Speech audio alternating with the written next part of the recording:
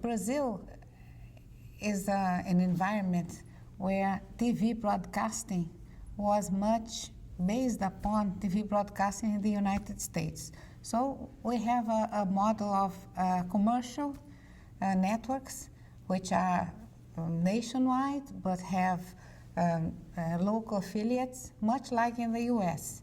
And naturally, we also have public networks, but since TV started as a private business, the commercial networks are even more vibrant currently than the public networks. The public networks are being, currently they are being looked at, and more public networks have been growing, but in fact they are not as active in the business as the private broadcasters are. And we have, in terms of commercial broadcasting, we are quite developed. We have production centers which are very, very good, which are really state-of-the-art technology in HDTV, and now are already shooting in 4K and even experimenting with 8K. So in terms of production, I would say that we are very, very advanced. We also have cable and satellite, pay television, and also OTTs. But in these regards, I would say that we are much behind the United States, because cable TV, pay television, only started in Brazil in the middle of the 90s. So it is not something as important as is in the US, cable television and pay television as a whole. And also maybe because of the economy of Brazil, actually a lot of people rely solely on TV broadcasts. But that doesn't mean that they are poorly served, because really they are served with state-of-the-art technologies in terms of production and also in terms of transmission. Back in 2007, in the end of 2007, we started digital television. And we had discussed for many years what we would adopt. And after many discussions, we decided to adopt the ISDBT standard, which is the Japanese standard. But since we decided to adopt the Japanese standard, also almost 10 years after it was developed, we integrated new technologies into the transmission part of the system. So what we did was basically to integrate MPEG-4, whereas Japan uses MPEG-2 in its terrestrial system, and we use MPEG-4. But that gives us the ability not only to have beautiful HDTV pictures delivered freely to the people at home, but also to have mobility. So television, you can watch television in mobile phones, and also in cars. Usually, for example, in cars, we use those things that are integrated with GPS, and also television and other, an integrated system in cars. But, we are going through the switch off process in Brazil, analog switch off, since we are 10 years from the beginning of our digital television. And we just switched off a small city, which was like a pilot, and now towards the end of this year, we are going to switch off analog television in our capital city, which is Brasilia, is the capital city of Brazil. So we plan to switch that off in October. And next year, many other cities will come, and this switch-off process will go until 2018. So in that regards, we are also a bit far behind the US, since the US has switched off a few years ago. And in fact, in many areas inside Brazil,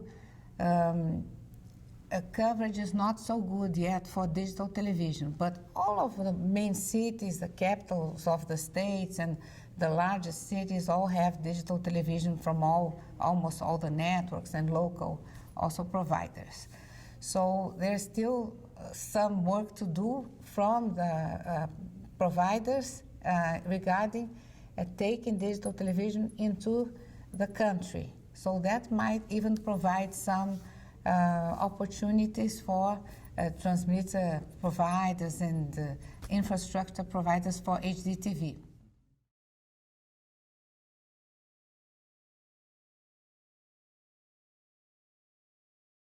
Well, there is a group which was established to lead this analog switch-off process, and it's a group which is led by our agency, but where broadcasters participate as well as the telco agencies which bought the 700 megahertz spectrum.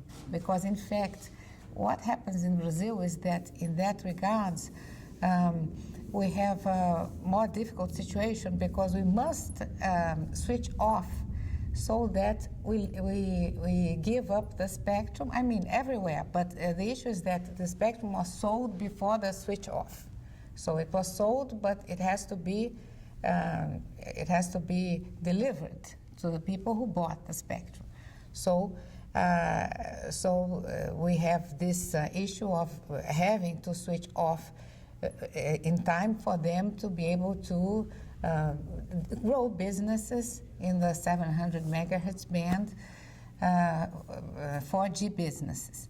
But we have this group and we are trying to work everyone together so as to make the switch off as smooth as possible.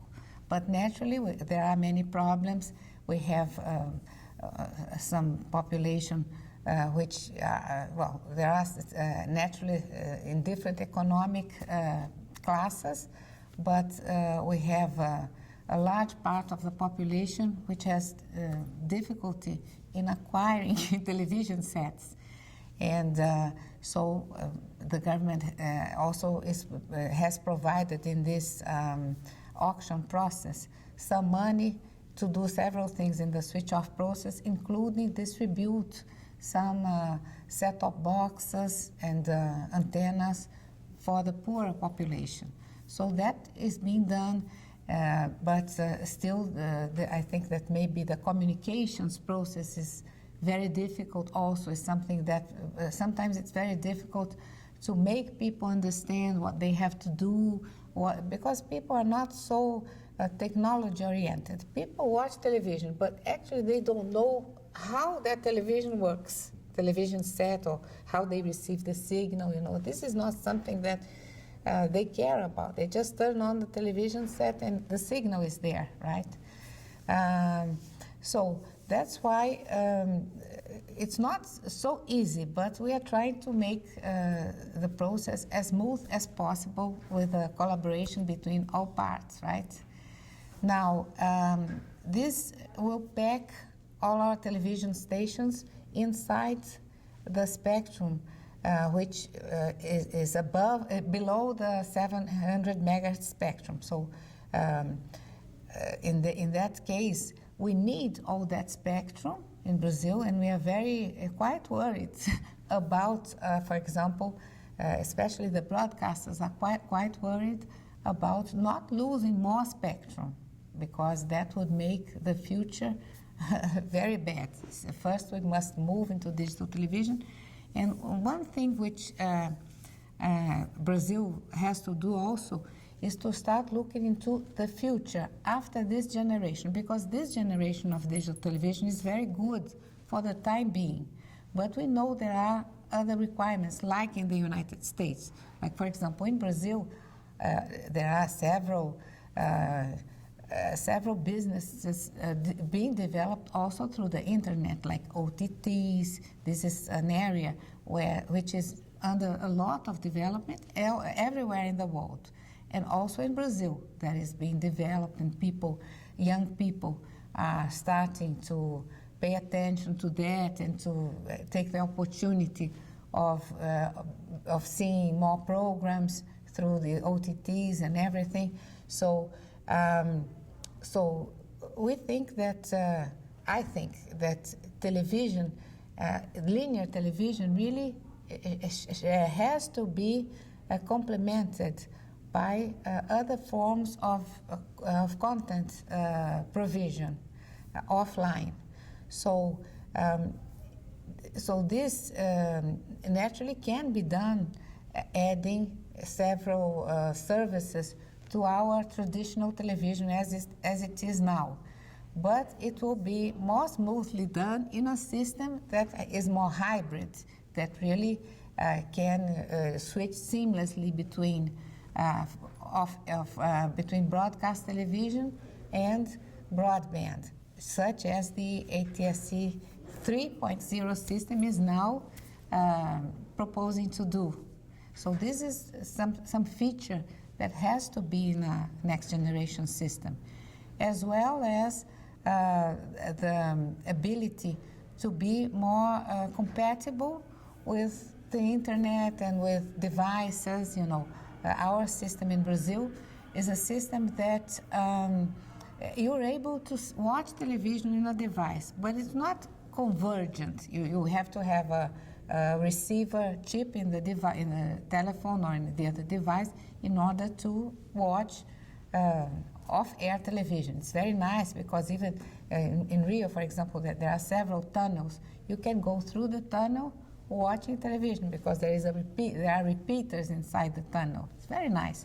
So you, for example, if you are in the middle of a sporting event, like a soccer game, which you like very much, or now the Olympics, which we are going to have, you can watch that in your phone, in your car. You don't miss, you know, certain highlights or highlights of the events.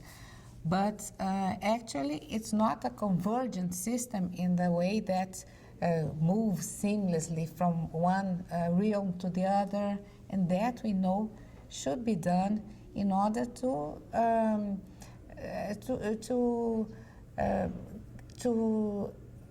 be good and be attractive, maybe to the younger generation. Certainly to the younger generation. The younger generation wants to watch their tablets all the time. So this is a feature, and also the other feature that has to be as I told you, 4K is already being used for production in Brazil. Not all the studios, but some more advanced studios, like for example the production studio from TV Globo, they already producing a lot in 4K. That is good because it's going to exist for archiving, it's going to exist for exportation, but and maybe in the near future it can exist in satellite services.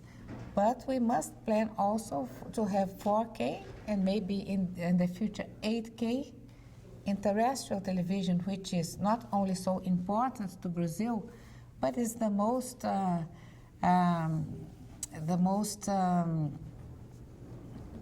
do you say? You have to cut that. It's the most effective means of delivering the same programming to many people at the same time. So nothing like broadcast television to, for example, to distribute soccer game, a final, or maybe even the evening news. Many people, millions of people watch. So we should really be thinking about this future to see how we're going to accommodate these new technologies also in the free-to-air terrestrial broadcasting environment, which is very, very vibrant in Brazil. Now, I think that, for example, in Brazil, 4K providers still have lots of opportunities because only some of the studios have such equipment. So in the next few years, probably most of the studios will be going to 4K. So, and also there are all of these new technologies, like, for example, IP distribution. This is something that is going to happen. So people are looking into that. And when they have to upgrade their studios or something, they will have to go into that technology, right? At this time and point, our economic situation is not so good. But I hope that this doesn't go on forever, and economy will pick up, so that the companies may be able to invest more heavily again in new equipment, and also have peace to plan for the future and to see what they will integrate into their systems, test things, and at the end go forward in the way of technology. So I would say, in summary, Brazil is a very vibrant environment for television, for free-to-air. It also has cable and satellite and many programmers for these means. So it's an environment where